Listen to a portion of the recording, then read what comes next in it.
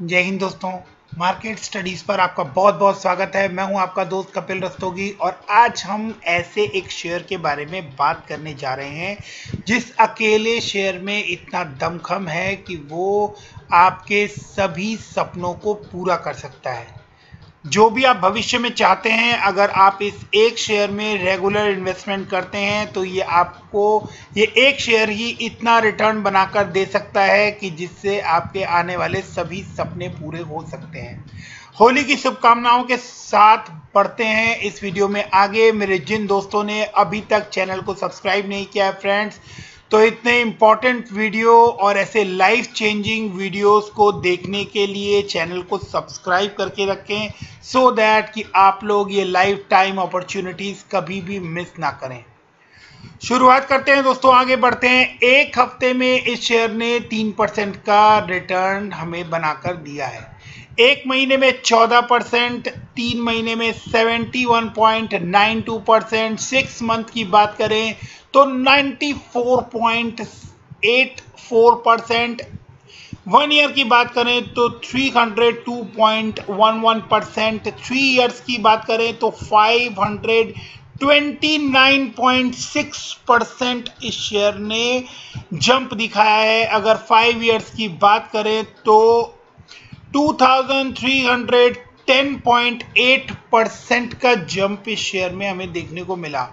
और अगर हम 10 ईयर्स की बात करें तो 10 ईयर्स में ये शेयर जो है इसने 8759.3% का रिटर्न हमें बनाकर दिया है। इतनी बड़ी परसेंटेज और इतने बड़े रिटर्न परसेंटेज के बाद अगर मैं शेयर को आपको चार्ट के ऊपर दिखाऊंगा तो आप इमेजिन कर सकते हैं कि ये शेयर किस तरह का नजर आ रहा होगा। इस शेयर में जिसने भी रेगुलर इन्वेस्टमेंट की है आज उसे और किसी शेयर में शायद ही रेगुलर इन्वेस्टमेंट या इन्वेस्टमेंट करने की भी जरूरत पड़ेगी। मैं ऐसा नहीं कह रहा कि आप अपने सारे पैसे इसी एक शेयर में डाल दीजिए, बट इस शेयर में अगर आप एक छोटा अमाउंट भी रेगुलर एसआईपी करते गए तो ये शेयर आपके भविष्य को बदलने का दमखम रखता है। आगे बढ़ते हैं और इस शेयर की एक एक बारीक जानकारी जो है फंडामेंटल, टेक्निकल और जो जरूरी जानकारियां हैं वो भी, एक सरप्राइजिंग न्यूज़ भी मैं आप लोगों को इसी वीडियो में इस शेयर से रिलेटेड देने वाला हूं। तो बढ़ते हैं वीडियो में आगे। दोस्तों, ड्यूरेबिलिटी स्कोर पर जब हम इस शेयर को चेक करते हैं तो 90 out of 100, high financial strength, मतलब फिनेंशियली ये शेयर जो है ये बहुत स्ट्रॉन्ग फंडामेंटल वाला शेयर है। वैल्यूएशन हाई है बिकॉज ये शेयर बहुत ज़्यादा कमाई कर देने वाला शेयर है। मोमेंटम स्कोर देखें तो टेक्निकली वेरी बुलिश है, तो strong fundamental, technically very bullish, 70.5 का मोमेंटम स्कोर इसके पास है।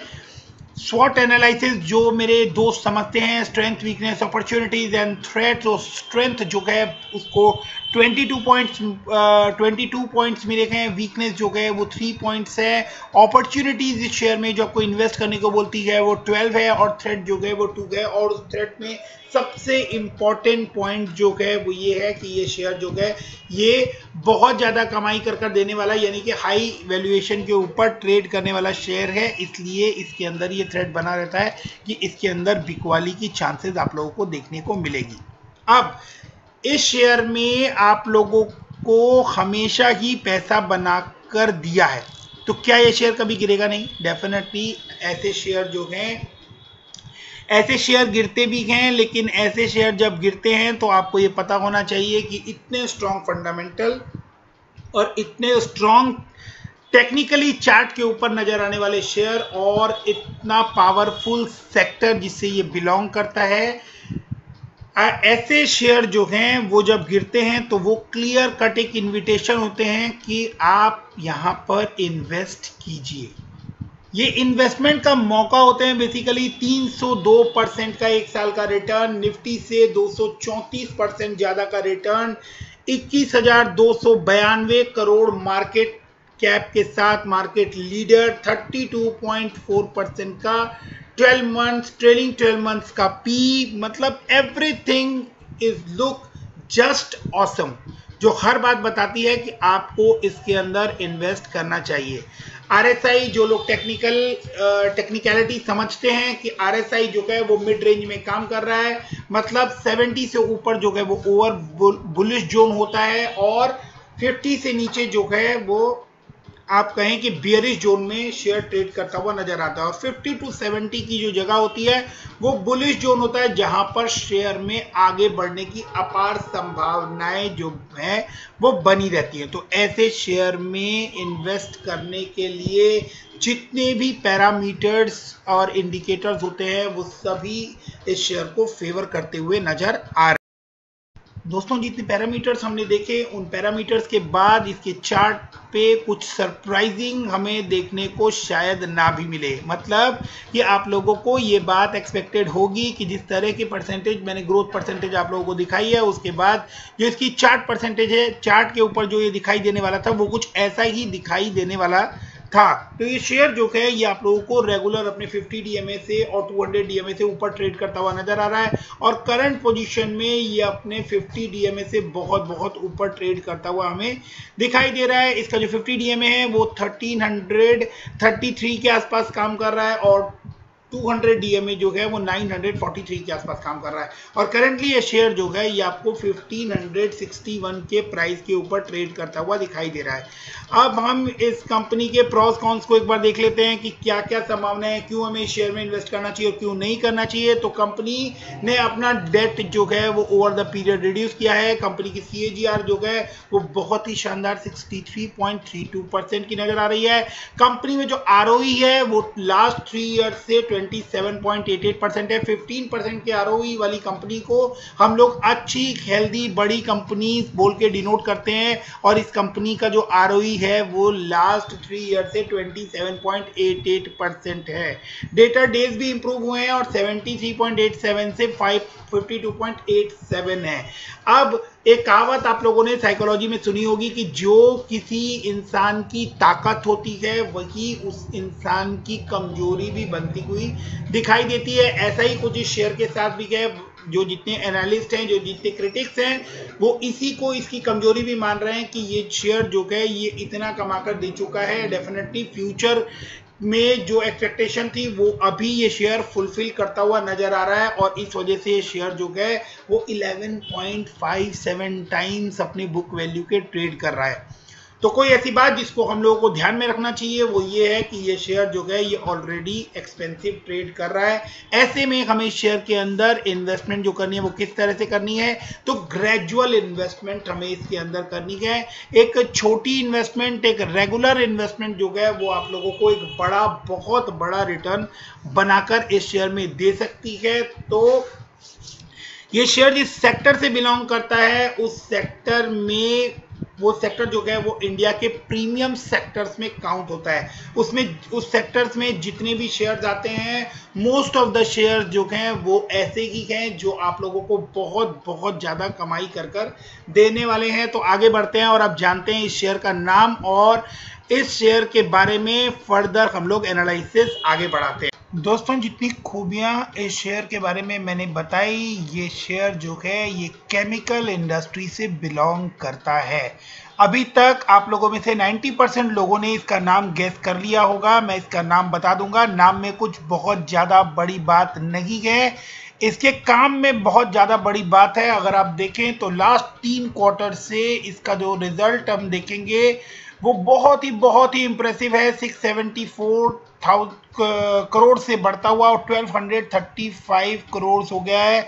यानी 3 क्वार्टर के अंदर ही इसकी जो सेल है वो आपको डबल होती हुई दिखाई दे रही है।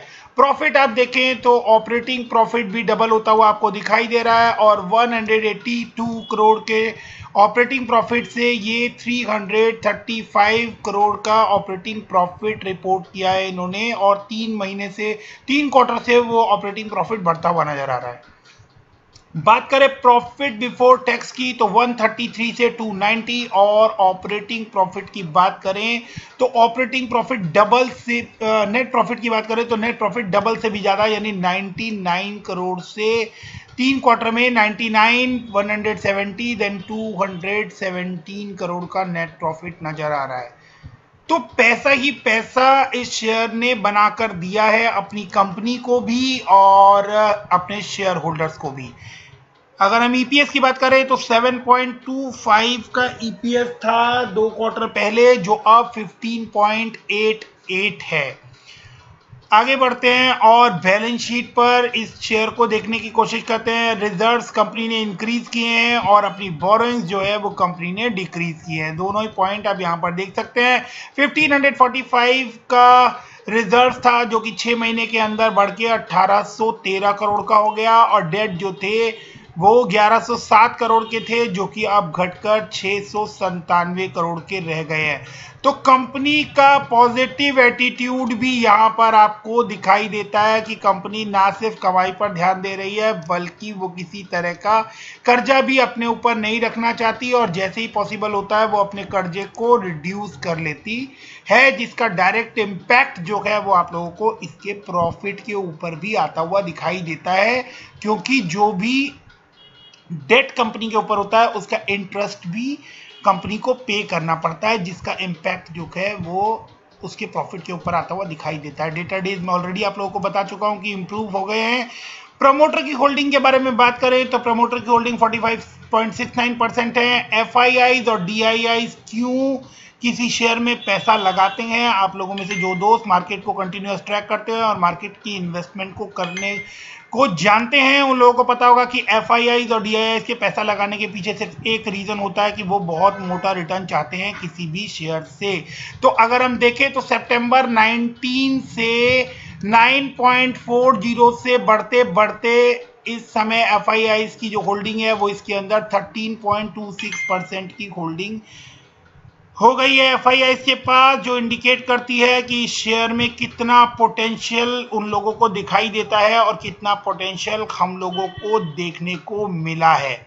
डीआईआईज के पास भी 10.51% की होल्डिंग है और पब्लिक के पास 13.53% की होल्डिंग नजर आती है। इसके बाद इस शेयर का नाम मैं आप लोगों को बताता हूं। इस शेयर का नाम है दीपक नाइट्रेट लिमिटेड।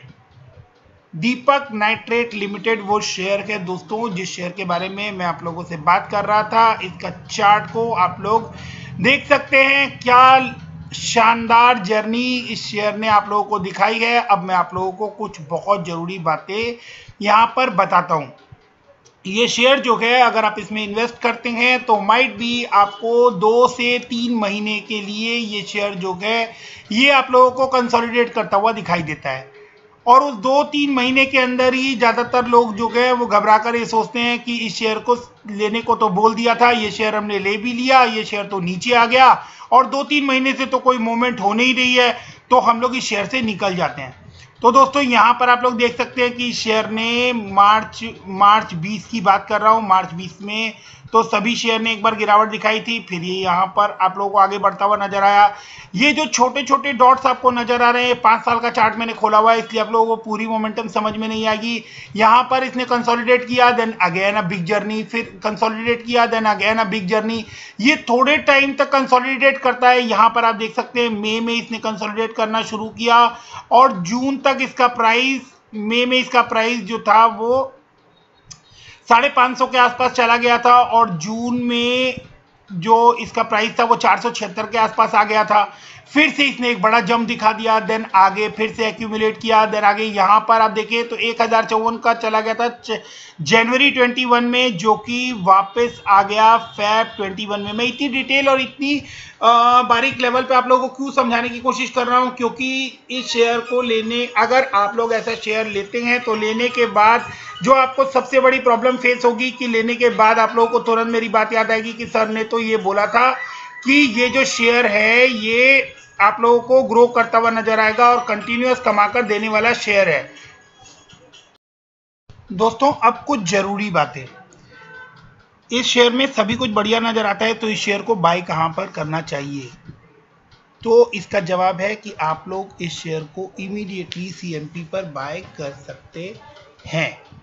इस शेयर के ऊपर मार्केट के उतार चढ़ाव का इतना बड़ा फर्क कभी भी पड़ता हुआ नजर नहीं आया है।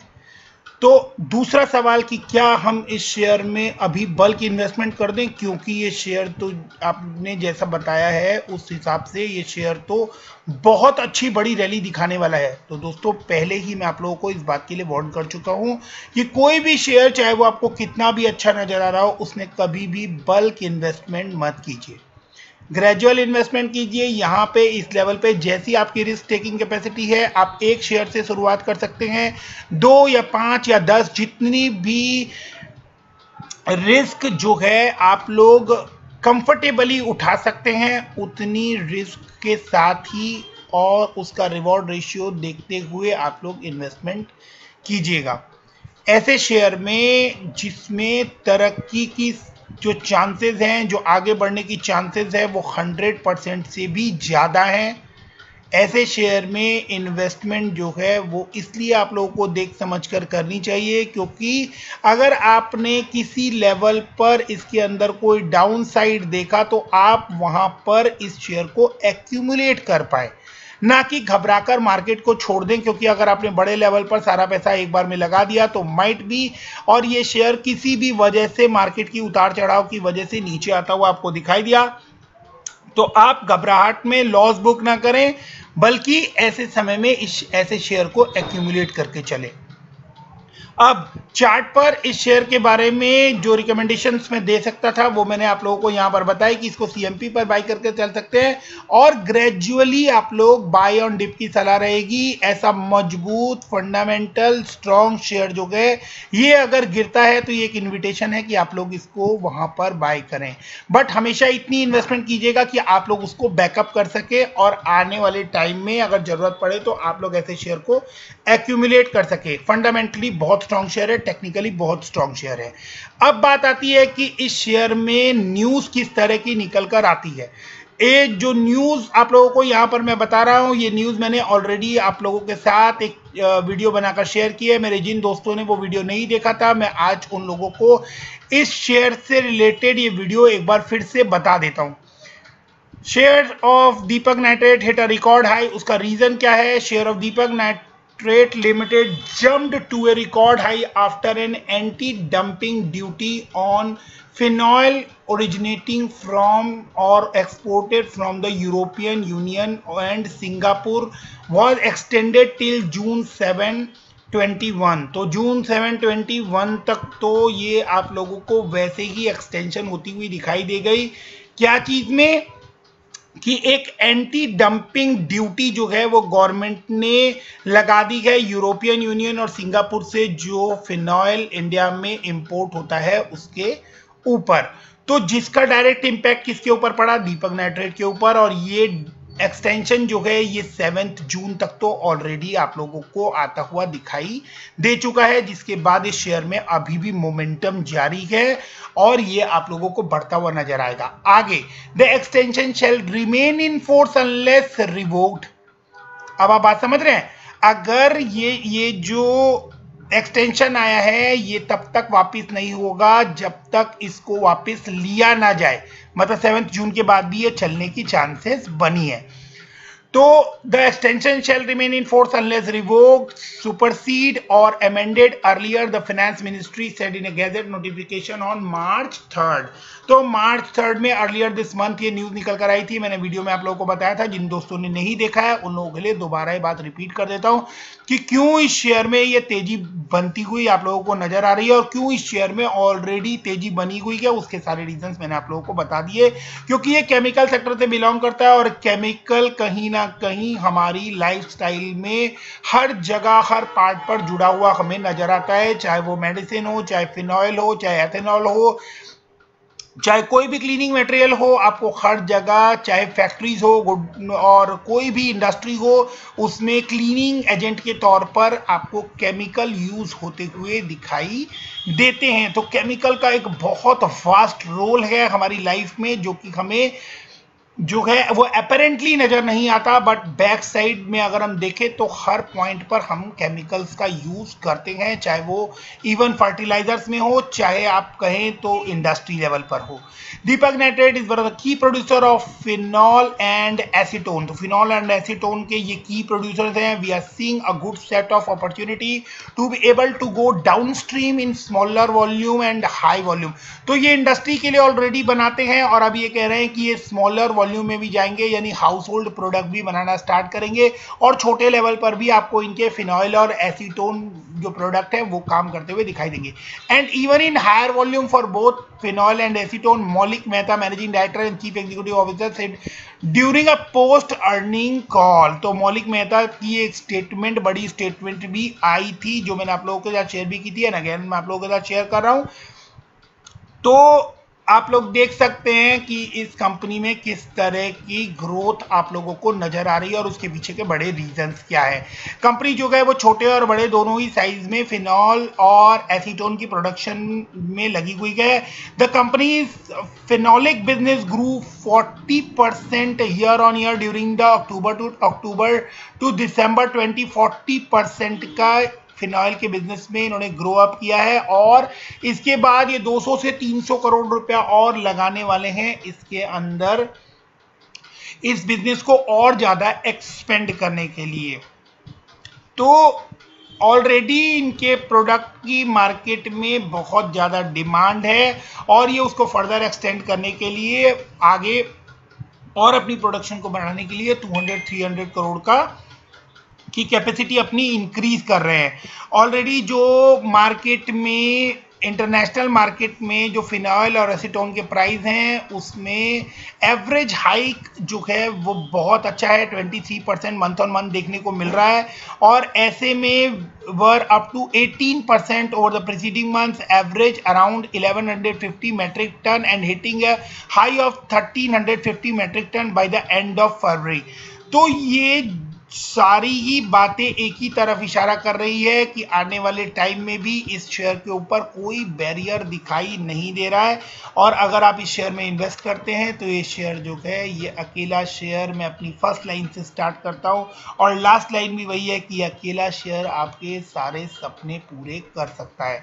वीडियो को यहां तक देखने के लिए थैंक यू वेरी मच। जिन लोगों ने चैनल को सब्सक्राइब नहीं किया है फ्रेंड्स, तो मैं फिर एक बार आप लोगों को बता रहा हूं कि ऐसे लाइफ चेंजिंग वीडियोस और इम्पोर्टेंट वीडियोस कभी आप मिस ना करें, इसके लिए चैनल को सब्सक्राइब करके रखें और जुड़े रहें सो दैट कि आप लोग हर बिजनेस अपडेट और हर इम्पोर्टेंट बात आप लोग समय के ऊपर जान सकें। सो keep investing, stay safe. Thank you, thanks for watching. Thank you.